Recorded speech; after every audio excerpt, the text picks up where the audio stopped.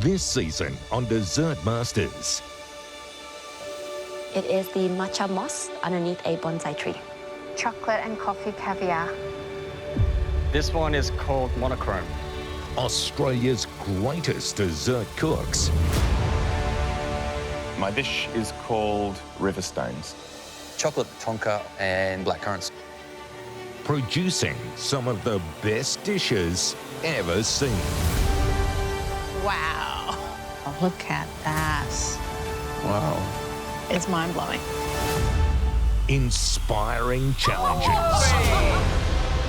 Bring us a dessert that celebrates chocolate. Wow, look at That is beautiful. This is your one and only mystery box of the competition. Can I take a selfie with it? Ho, ho, ho, ho, ho. Where's the popcorn? Date night. This is the team relay. I know. What's the hero item? Is it honey maple? I'm confused. Oh, damn. It's got too many holes now. Oh, no. Oh, no. Reno crumble! It's just like, seriously, it's torturing me. This is why you don't build a cake in 2 hours. Oh, they're gonna kill me. Chibro kids. Go big or go home is what I think. A will to win. Yeah. Being here, I want to push myself, go a little bit out of my comfort zone. That's crazy. I hate him. He's so clever. Nice. Led to triumphant dishes. I freaking love it. I love it. It's so surprising. So delicious. This is fabulous. I love this. These are the desserts that we live for. These are the ones. Now, just 3 remain.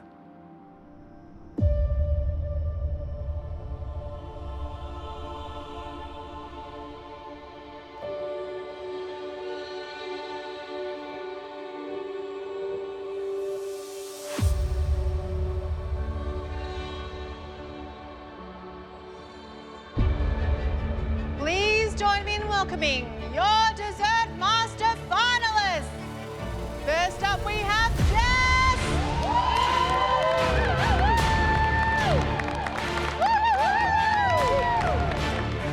It would mean the absolute world to win Dessert Masters. I think going on season 10, season 12, I've always just missed the mark. And coming back on this season, I've come on more confident. 3 elements at the same time, more stronger. Nice. More positive. And I feel like I'm ready to go further in the industry. Go, Jess! Gareth!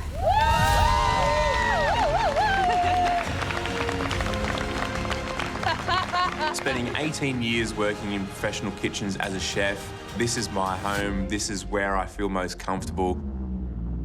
I think Gareth should be very pleased that he has shown us so many different facets in this one dish of who he is and what he can do. Because what he can do is amazing.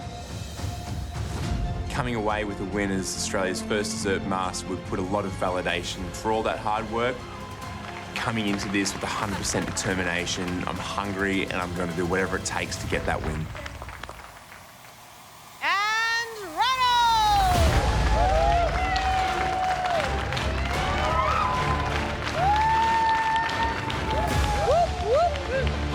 I've been so close to get to the grand finale.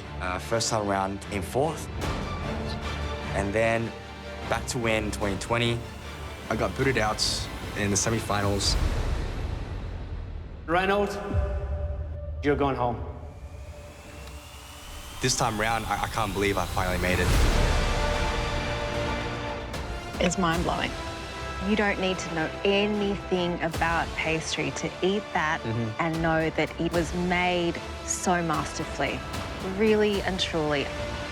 Being this close to the title, just very, very close. I've got a lot of fire in me, a lot of fight. I don't want to lose. This is for me to redeem myself. One of you is about to walk away with $100,000, a famed place on that trophy, and the title of Australia's first ever dessert master. Woo!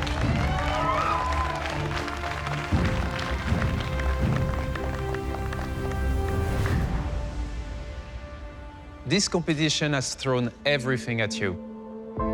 You've cooked in the most difficult challenges, under extreme pressure, and you made it.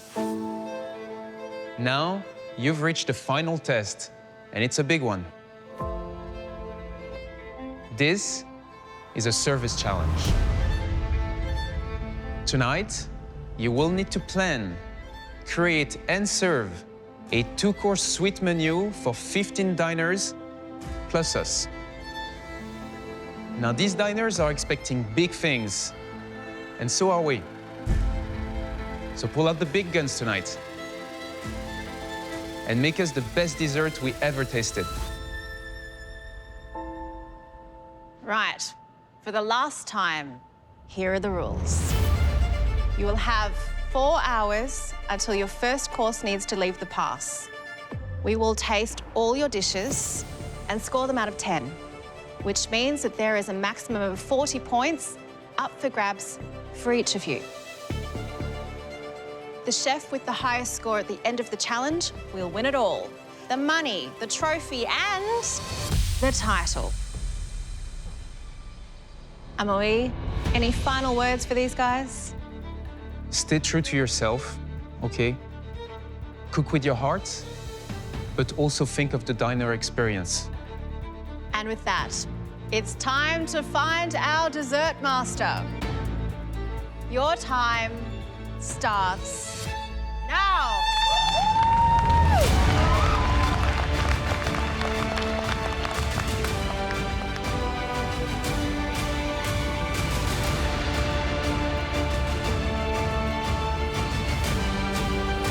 Good guys!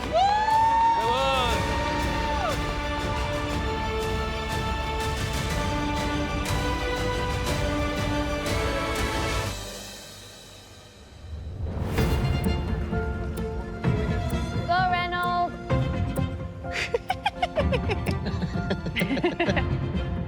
4 hours to produce a 2-course menu to 15 diners. I feel pretty confident in this because back at work, we do 12 courses for 12 diners a night. So this is really my forte. It's something I do on a daily basis. And I'll be featuring 2 of the dishes that I do an experiential for tonight. Hey, Ray. Heyo. This is the grand finale you've always hoped to be in. I'm very excited to know what it is that you are going to be making for your 2-course for the grand finale. Okay, so for the first course, it will be called Floral. It's got Fajol crema, strawberries, jasmine gelato, and I want to kind of make it a bit more elevated. So I'm going to make like a red flower, and it's going to go on top. And then for your second course? Milk and honey. Milk and honey. Well, very evocative. What's it entail? It's going to have a citrus creme fraiche, vanilla honey sponge, white chocolate honeycomb, and it's going with a orange blossom gelato. The story for this menu is that you have the flour, and then you move on to the next course, which you have the bee, which is flavors of milk and honey.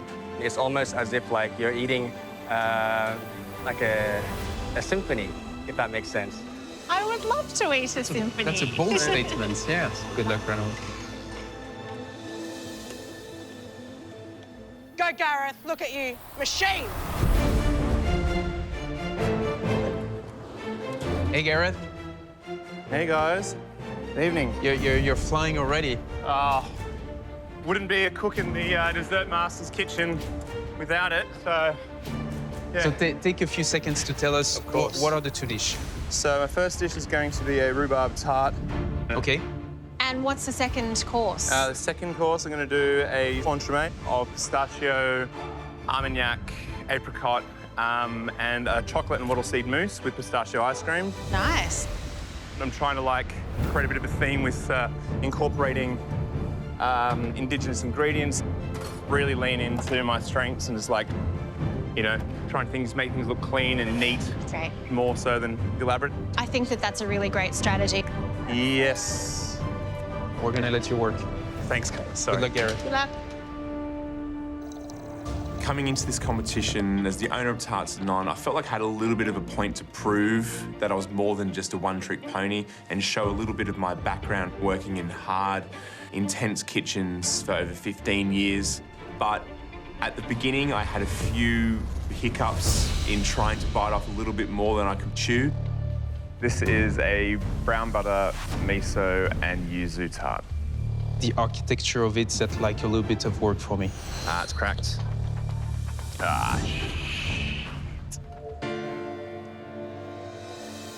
Now I think through that, I now know what my limitations are, but I've also really found my true style of cooking, focusing on strong flavor profiles and layering texture.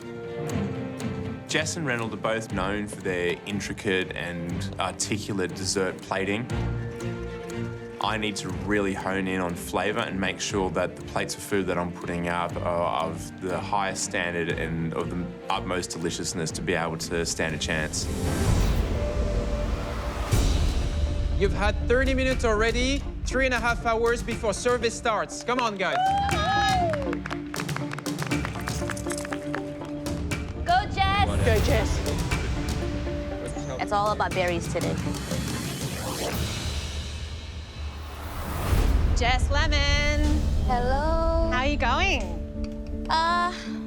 Yeah. Yeah. Signature pink, which we're sort of used to seeing that in your desserts, and it does bring the romance. Tell us about your dishes. So the first dish is going to be a not so strawberries and cream. So it's going to be a mixture of coconut and strawberries. It's the first time I'm doing this coconut strawberry dessert, so it'll be a bit of a challenge. But this second one, which is a pink petal, I don't know if you remember, it was the dish I that... remember pink petal. The pink petal is the very first plated dessert I've created. And I made it as my signature dish for the back to win season, but I wasn't able to get any petals on my dessert. And what's missing? The tempered chocolate, it was supposed to look like a flower. Pink petal without the petal. Is that the bit you're upset about? Yeah. I know that I'm taking a big risk doing something that didn't work out in the past, but this pink petal dish meant a lot to me. And, you know, showcasing it for the judges, I think it shows resilience, it shows patience, and I think it showcases how much I've learned and grown. So the pink petal, the reason why it's called pink petal is because of the small, tiny petals out on top. So it's very, very super thin, and there's 50 petals on each dessert. 50 petal that you're plating? Yes, and I have to do... For 17 plates. Yes, I'll do a lot of petals. What are the petals made of? From ruby chocolate. So it's got a berry flavor. Chocolate. Yes. Jess, That's a lot of work. Yeah. When you presented pink petals the first time around, yeah, that wasn't for 17 diners. I know. 50 petal times 17. 850 petals. Do you have a backup plan in case no, there things is go no south? backup plan today, so it is what it is. Yeah. I love that confidence. She looked at me straight in the eye. You have the perfect spirit. Believe. Believe! Thanks, guys. Go, Jess! We believe in you! The chocolate petals I know will take a long time, but in my mind, I'm telling myself, okay, I can do this. Things gonna be okay. Things are okay. I think for a long time, I always reflect back on my previous season in season 10 and 12 and thinking back, wow, like there was so much maturing that I needed. Every time something went wrong, I would break down and cry. And I want to showcase that I am not just that person back then, that I am calm and resilient. I really just have to duck down, get every single element perfect, and then just hope for the best.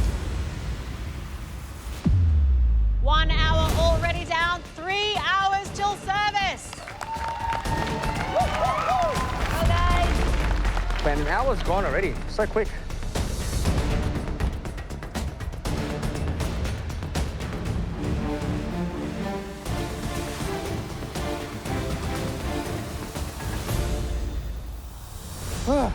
Okay.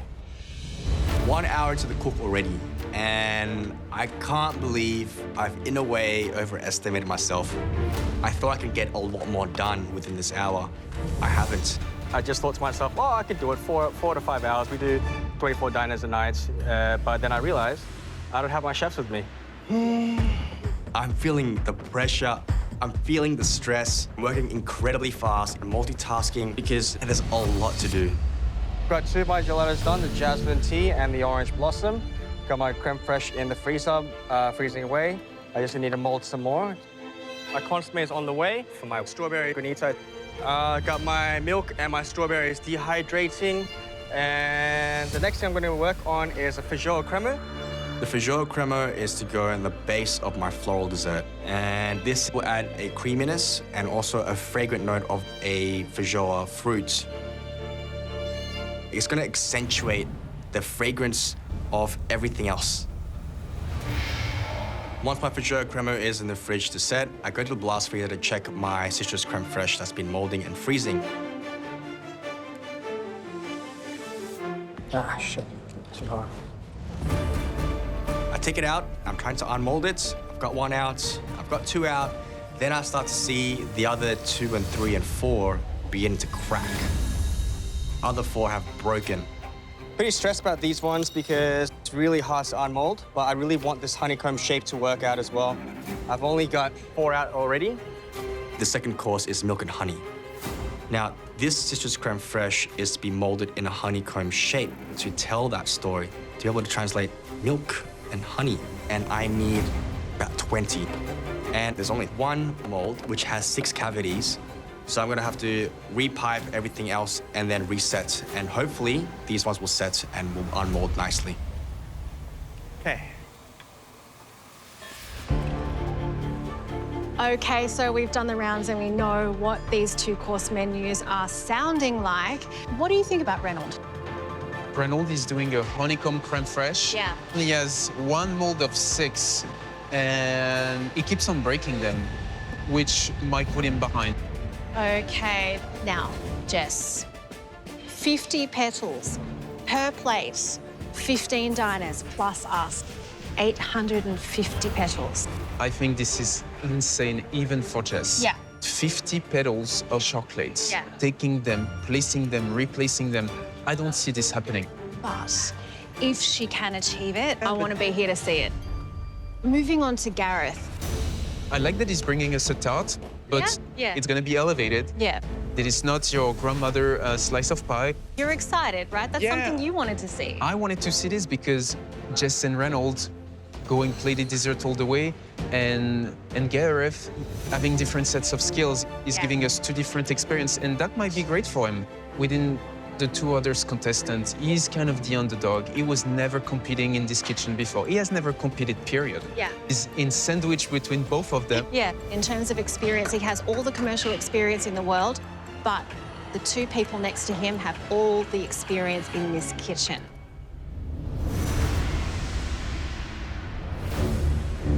Gareth, is that mayonnaise? He has no time to talk to you. No, right he doesn't. now, maybe. Gareth, I love you too. I love you back. You're definitely the most handsome today. Stop mucking around. Focus, chef. Anything for you, Anna.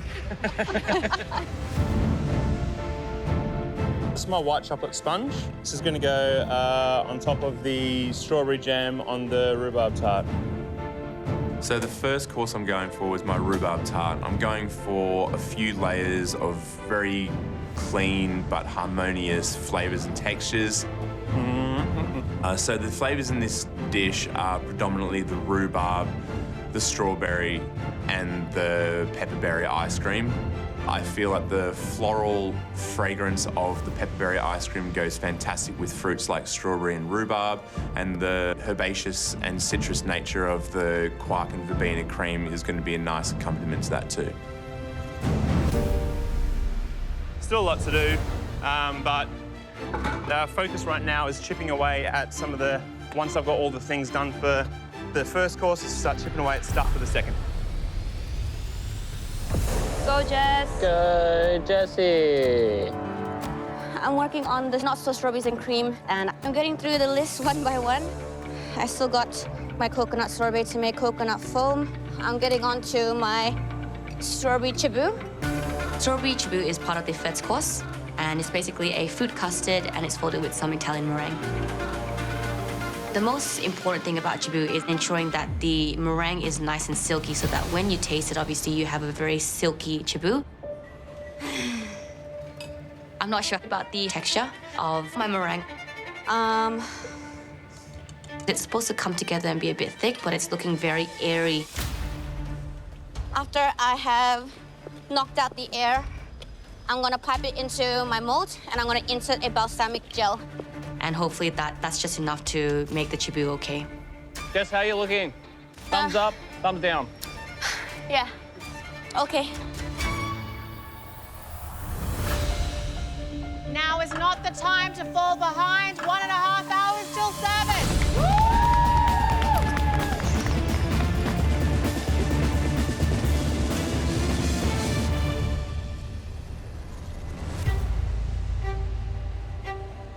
Oh my God. Really? I just tried to unmold one of my honeycombs and it just fell apart, so I'm a bit stressed out now. Surface is so close, and I can't believe my citrus creme fraiche in the honeycomb molds are still breaking. I've only got 7 molded for my my citrus creme fraiche. So you can see I'm shaking. This is literally the core of my second dessert, and I only have not even half done, not even half. If you don't get it done, you won't have a dish, so get back on track, okay? Yeah, sure. I'm trying not to panic. I'm trying to keep my cool. But I'm looking at the time. I'm looking at my citrus creme fraiche. I'm like, damn, what have I done? It feels like little bits and pieces are unraveling for me. That this title is just, in a way, so close, but just slightly slipping out of my hands. I've never seen Reynolds so all over the place. Oh, yeah. Okay. But I told myself, no, dig deeper, dig deeper. It's almost done. You're almost there. You're here now. I have to keep going and try again. I'm gonna try this one thing where I can put a thick layer on top of it, let it blast freeze just a little bit longer, and then I can probably do the next round in between service. Chef, you want a bicky? I got some biscuits. You want a biscuit? I do. She's going to throw them. Don't encourage her. She's going to throw Which one it. you want? Yeah, do you want some? Yeah, touch it. Why do I engage with Anna? It's my fault. It's my bad. Don't encourage me, Chef. So the second course is the wattle seed and chocolate mousse with pistachio, apricot, and armagnac. The idea behind this is to build an entremet with many textures and layers on the inside, all encased inside a chocolate mousse. I start by brushing the wattle seed biscuit in a little bit of dark chocolate to protect it from going soggy inside the mousse. I then pipe up my apricot jam, place a piece of armagnac sponge on top, and then deep pistachio cremo. Then I put them inside the chocolate mousse in the molds. This is your reconstructed tart? Yeah, deconstructed, reconstructed. So knowing that I've got a lot left to do with a very short amount of time, I really need to assemble the tart for the first course because it's a huge job. Chefs, you only have 15 minutes till serving and no one has started plating yet. Come on, hurry up! 15 minutes till service!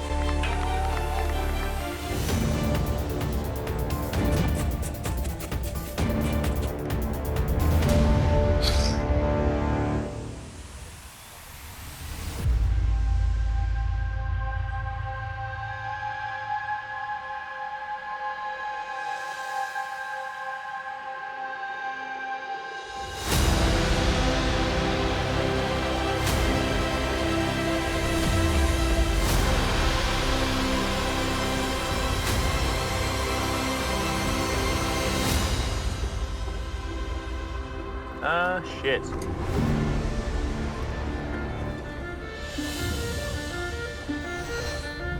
Oh,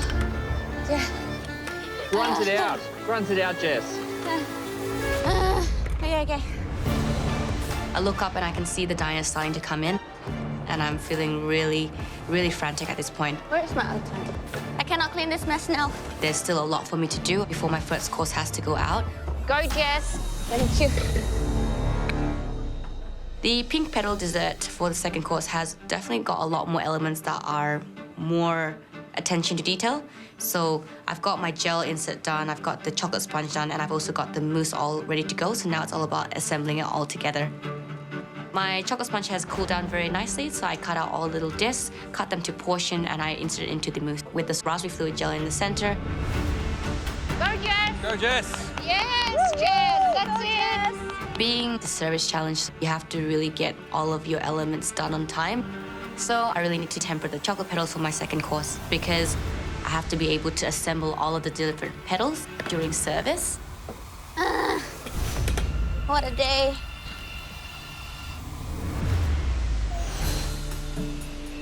What's he got? That's pear or apple? Wait.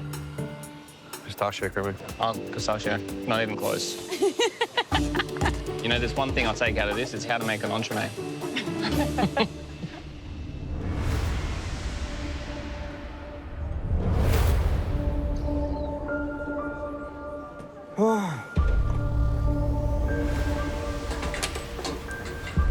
Ray has that I'm in the shit look on my face. I know. I feel very stressed. Oh my God. I look up and the diners are in. I really gotta get my prep done. I really have to get set up for service and I'm not ready at all. Come on, Ray, you got this, mate. Go, Ray. I have to set up the floral. It's gotta be ready. So I start working on my flour twirl. This dish that I've done before, it had no flour, but it's called floral. I gotta have a flour on there. Honestly, look, I actually did a bit more than I should have. The dish originally actually doesn't have that sunflower-looking component, but I want to push myself for the finale. And geez, I've still got to keep prepping. There's a lot to do. We know you can do this, guys. 5 minutes till service. Come on! Come on, guys!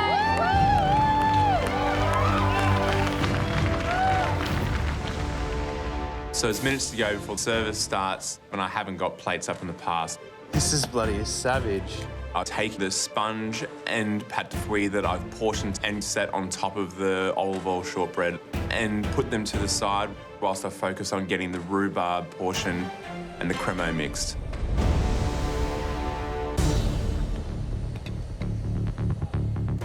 So my biggest worry about the rhubarb tart is knowing that everything that I'm going to be putting together is going to be on show. Everything needs to be cut absolutely millimetre perfect for this to look presentable. Oh, you're kidding. I need a glove. Oh my goodness. It's even bleeding. He cut himself. God. I've made it through 9 cooks in this competition without cutting myself once, and then at the very last hurdle, I made a bit of a slip up. Cutting rhubarb. Look at the blade. It's huge.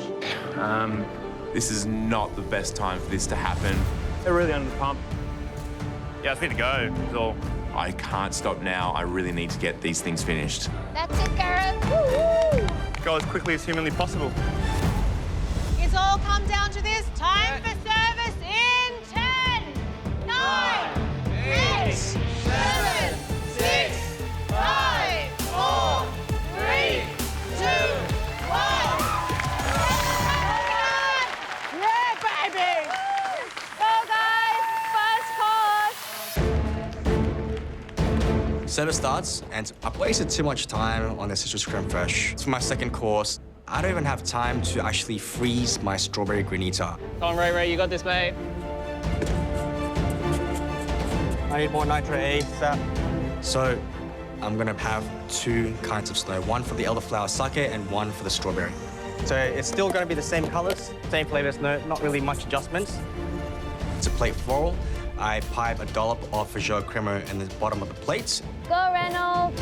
And then put a few pieces of the rehydrated strawberries on top. Then I scoop the first layer of strawberry on one side and then the elderflower sake snow on the other.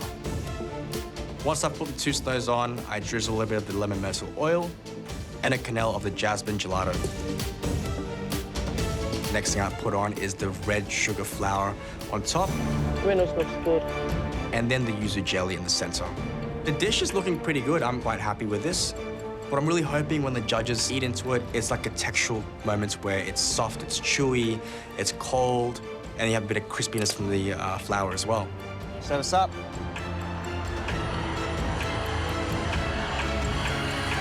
First two away.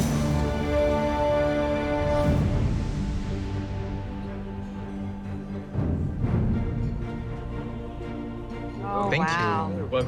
Thank you. Well, that's floral. Now, this is stunning. It's This very is pretty. Reynolds' first course. Aptly named floral. Goodness me, you can see all of the different layers sort of poking out just a little bit, just hinting at what might be there. It's pretty epic.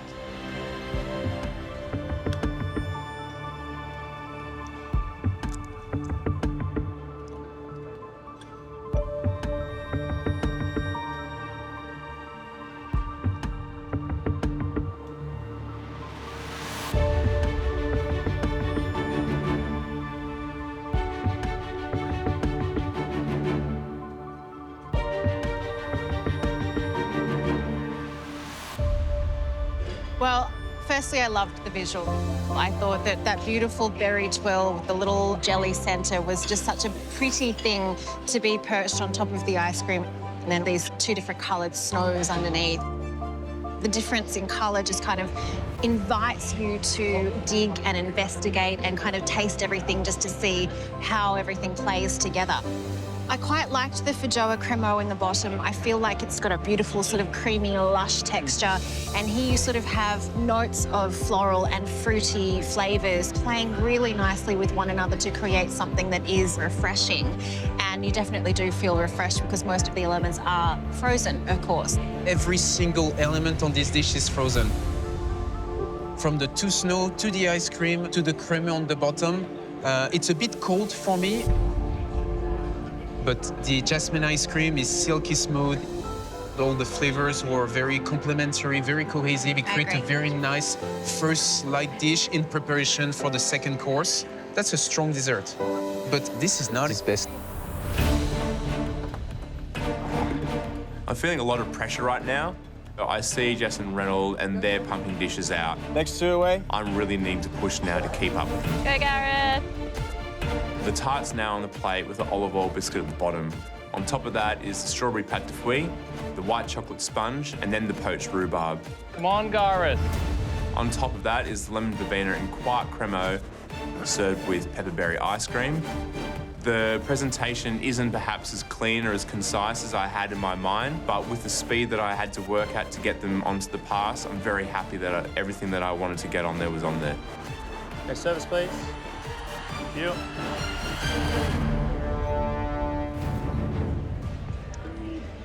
Thank you. Thank you. Wow, okay. This is course one from Gareth, rhubarb tart.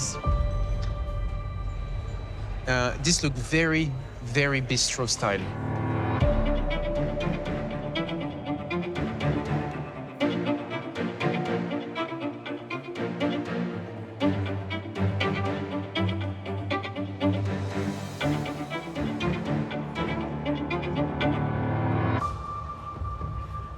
Mel, this is my type of dessert. There is texture, there is bite. I love the sponge, I love the jelly, the crunch on the sablé. The rhubarb is cooked to perfection. It's still a little bit fibrous, but you can still cut through it without everything being damaged. This is fresh rhubarb. It's intense in flavor, in a little bit of tingy sourness. I love that that rhubarb has a lovely freshness to it. Then the cream on top, just lovely, luscious richness. And eating the pepperberry ice cream on its own, I think it's fine. But where it really sings is when you eat it with the tart itself, because it just helps to bring down the sweetness of the tart. This is smart cooking, this is considered cooking, and this is very, very solid cooking from Gareth. If I had a critique to make, I know the time it takes to plate something that is much more elevated than this. think we should also take into consideration that this could have been plated in a way where it could have been elevated. Yes, I agree. As perfect as it is. Let's go, Jess, pump it. What a day. Really stressed at this point because I have a lot to do. I know that there's a lot of plate up that's required for this first course. I can see a very full house at the moment, and I'm still only about a quarter of the way finished off my plating. Come on, Jess. You can do it. So close. I'm plating up the first course, putting all of the little chipus on the plate with the strawberry gel. I've got the strawberry balsamic on the side. I've got the mascarpone. Good work, Jess. Keep it going. I've got the coconut sorbet topped with the Malibu foam, and it's got the strawberry guava on the top. Service, please. I really like the look of it. I like the flavor combinations. I think balsamic vinegar, strawberries, coconut are such refreshing elements. Those two are good to go.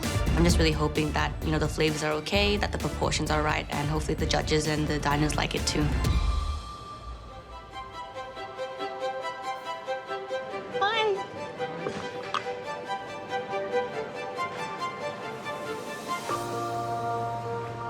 Wow.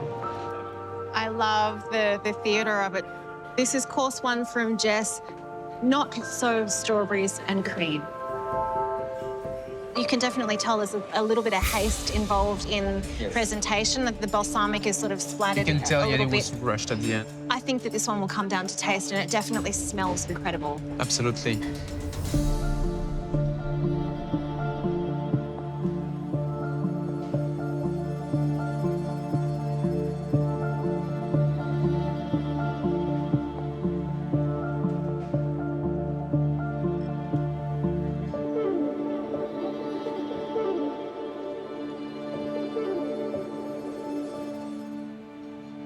So the shaboos has the filling of the balsamic. Did you get the filling? No, Get all the way into the center. mine doesn't. Oh, You have a feeling inside? yes, mine does. That's worrying. Out of all the guests that could have had a missing element, it happened to be me.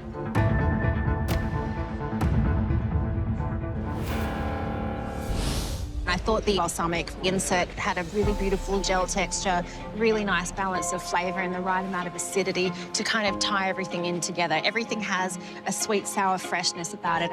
So I'm a little bit disappointed for you in that regard. What I like about this is she said not so strawberries and cream, and it definitely is that. It's sort of like a Southeast Asian or an Australian take on strawberries and cream. To start, coconut sorbet is very refreshing, very generous in the portion, very good texture, very good taste. The shibus for me, unfortunately, mine doesn't have an insert. I wish mine was complete so I could have the same experience that you had. Away.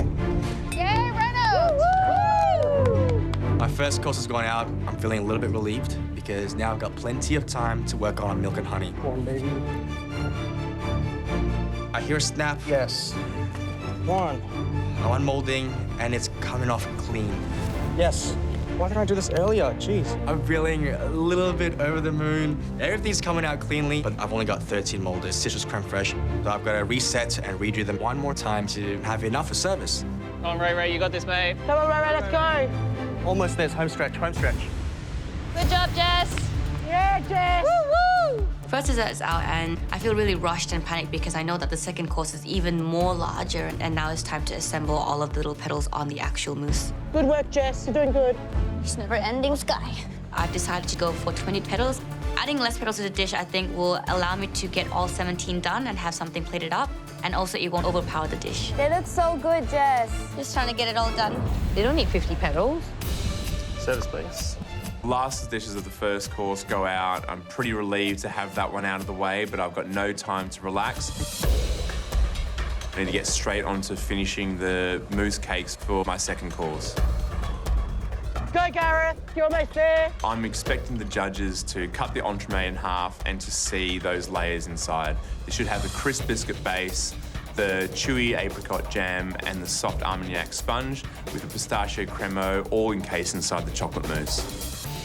I put on some dots of the pistachio cremo, the apricot fluid gel, and the Armagnac cream. Yes, Gareth. It looks like a sexy plate.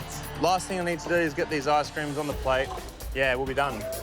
I'm feeling pretty good about how these are looking, but I'm looking over some of the dishes from Reynold and Jess's bench, and they look amazing. Obviously, these guys are all about getting fantastic and intricate presentations in their plates of food. It's making me feel a little worried about whether or not I've done enough. Service, please. I'm just hoping that my flavour is going to be enough to sort of get me over the line.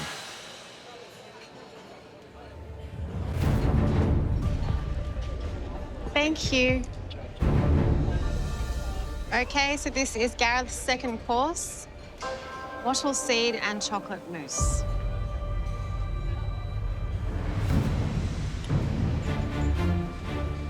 What do we think?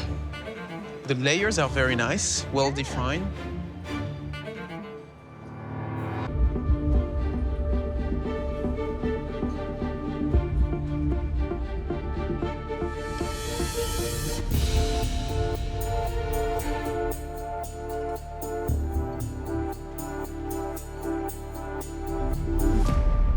I understand why he was running crazy in the kitchen, because there is so much work going into this dessert.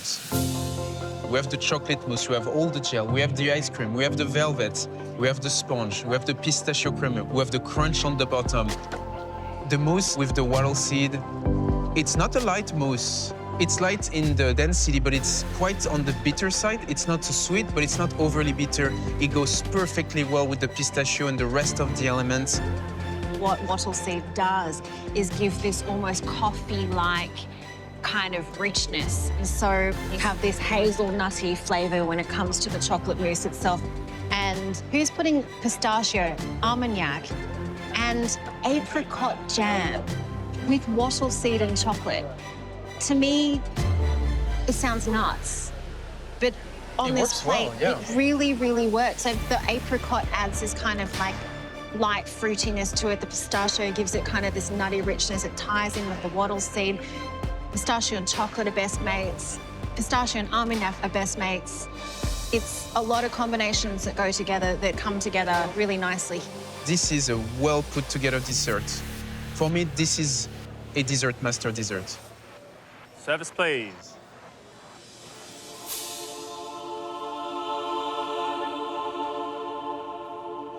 Nearly there, Jess. They look beautiful. I've got all of my elements ready for the second course. I've got my strawberry jelly already on the plate. I transferred the mousse that has the pink petals on top. Go, Jess. Once I've placed the pistachio sauce on top of my dessert, I go and get my sorbet. It's super hard. And I realize that I've left it in the blast chiller and it's completely rock hard. I left it in the blast chiller. Put it in the hot water that you have at the end. I can't believe I'm so close to the end of the cook. I felt like I've just lost my chance to take out the title. It's okay, you're nearly there. Yeah. The difficulty of rocheting a rock-hard sorbet is that you won't get a rocher. Breathe, breathe, it's okay. There's no way to solve this issue. I can only just keep rocheting as much as I can with hot water. All right, that's it. You can do it. But it's changing the texture. I hate it so much. Relax, change your water, change your water. Had enough. It's okay, you're like nearly there, babe. It won't be as smooth and silky as a sorbet, but I just have to get it on the plate. It didn't make it happen last time. I have to make it happen this time. Service, please. The dishes are going out, and I'm quite relieved that I was able to get all the elements onto the plate, but I'm worried that the texture of the sorbet has changed in the dish. Good job, Jess. It looks so pretty, babe.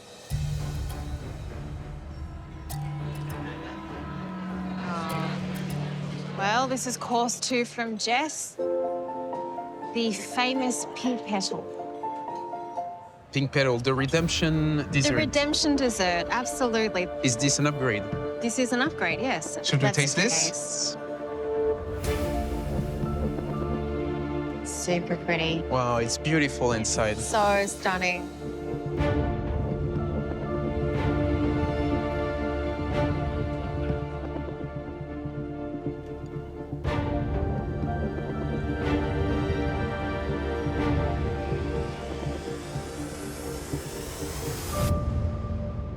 think it's very good. The mousse is exactly the type of mousse I like. It's light, it's fruity, it's not overly sweet. The jam, there is life, as I say, there is life in it. If you push onto it, the gel wants to come out. It's not those, you know, super jellified layers. The sponge is well made, it's moist, and it gives under the spoon. It's not like a dry chocolate sponge.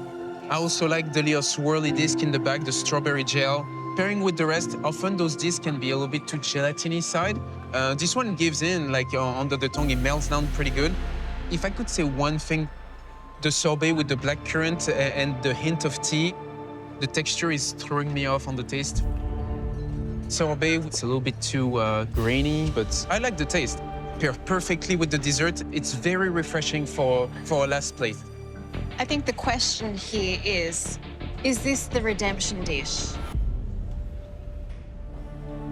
I think that it is. The chocolate cake has a really lovely lightness to it.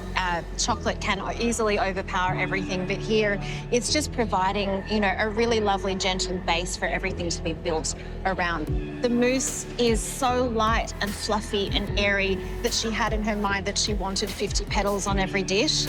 I think as it stands, 20 petals on the dish gave the impression of a beautiful, layered, fluffy peony. I love how thin these petals are. They are wafer thin. Like thin crafted chocolate here. Yeah, I think I need to impress the people that don't know how difficult it is to produce hundreds of these so perfectly and then place them individually into a dessert. I think she did an incredible job.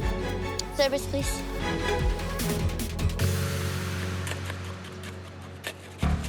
Right now, I'm feeling really good. Oh, thank God everything worked out, because I'm just so glad I have enough of that citrus creme fraiche molded and unmolded so I can start plating up. That's it, Reynolds. To plate the desserts, I place the frozen piece of citrus creme fraiche in the center and then the crumbled mixture around it. Once I put the honey gel onto the citrus creme fraiche, then I place a quenelle of orange blossom gelato. Service. I really hope the diners enjoy the flavors of my milk and honey dessert. It's a timeless combination of citrus, milk, and honey. Textures are there, flavors there, the fragrance is there as well. This is who I am, this is what I do. And I've been so close against the grand finale. Third time's a charm. Much two away. This time my heart is racing. Oh, thank you. Thank you. I'm terrified. This is Reynolds' second course, named Milk and Honey.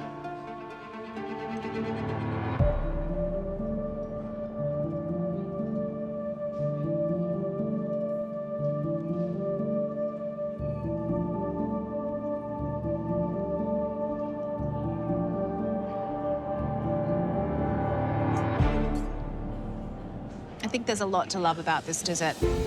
Reynolds has demonstrated his prowess as a chef by giving us a honey-driven dessert that isn't overly sweet. That's right. I think it's really more about the aroma of honey than it is about sweetness of honey, which I think is incredibly clever. I like the frozen creme fraiche parfait.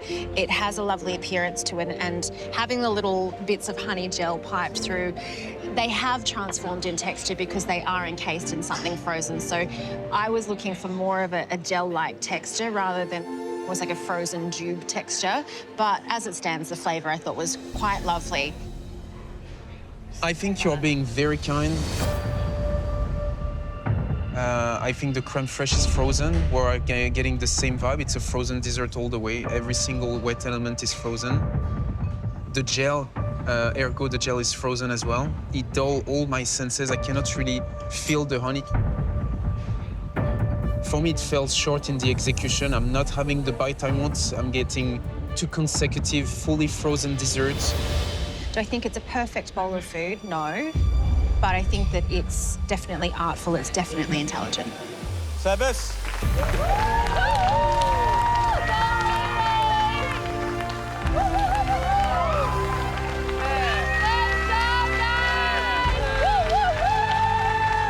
That was one of the hardest cooks ever. Yeah.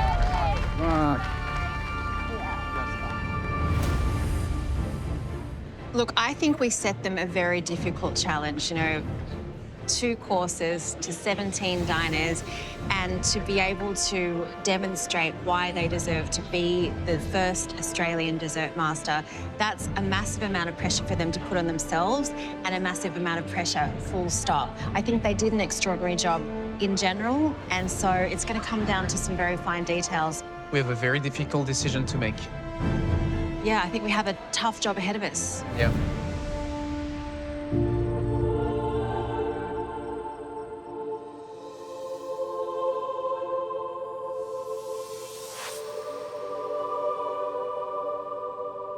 Reynold, Jess, Garrett, it's time.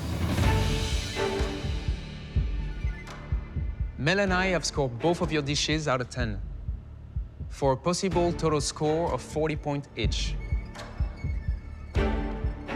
The chef with the highest score will win. Are you ready? Let's start with you, Jess. Jess, in your first course, I love the coconut sorbet. But your shibus, unfortunately mine, was missing the vinegar reduction insert. I scored you a 6. In your second course, you didn't get 50 petal on the plate, but the 20 that we did get were expertly made. And I scored you 7. Jess, your first course, I scored you a 6. For your second course, I scored you 8 out of 10. This gives you a total score of 27 out of 40. Well done.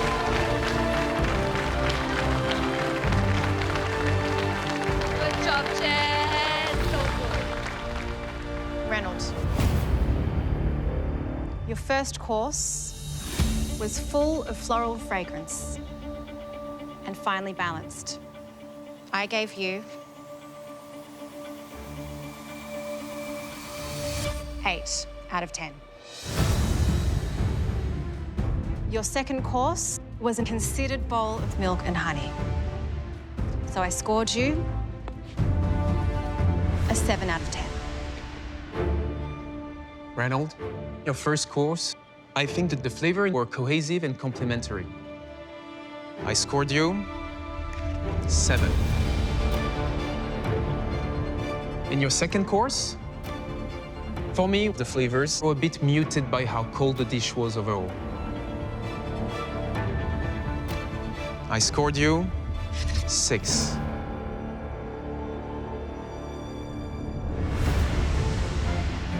That gives you a total of 28 out of 40 and puts you just 1 point ahead of Jess.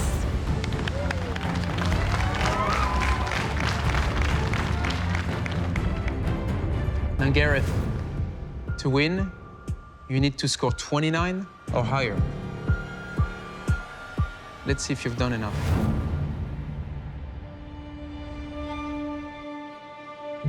That first course was my kind of dessert. I gave it 8 out of 10.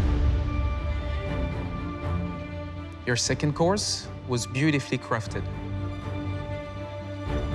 I give you a 9 out of 10. Well done.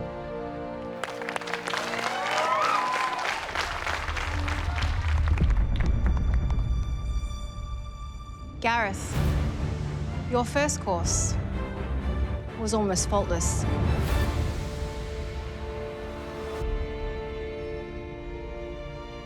And so was your second course. I gave you both 9.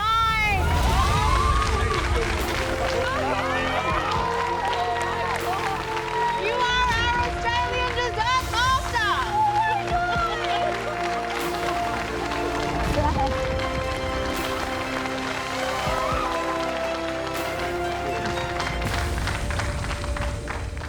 Look at his hair. Garrett, how does it feel? Surreal. I never really expected myself to be here in the finale of all places. I I backed myself in the cook. I mean, full credit to the guys. It was like such a great cook out there today. We gave it everything we had, and you know, for me to come through with it at the end is, yeah, it's unreal. It's out of this world. Reynolds, you may not have won, but you will always be a legend of this kitchen. What has your time in here meant to you? It's shorter, sweeter, but each time that I've been in here, it's definitely steered me into a path and a career that I truly love and enjoy to be in and be a part of. And that I can, you know, so grateful and so thankful for. Jess, by your own admission, you are finally starting to find your voice and your food identity, and we are so glad that you found it here. It has been such a humbling experience. I think all my life I've always wanted to be just labeled a pastry chef, not a trainee. And I'm now cooking alongside all of these amazing pastry chefs, so I am very, very thankful. Give it up for Jess Reynolds, everybody!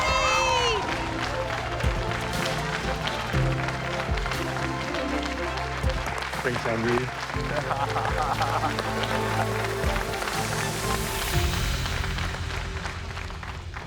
Gareth, not only have you just won $100,000, but also the title of Australia's first ever dessert master.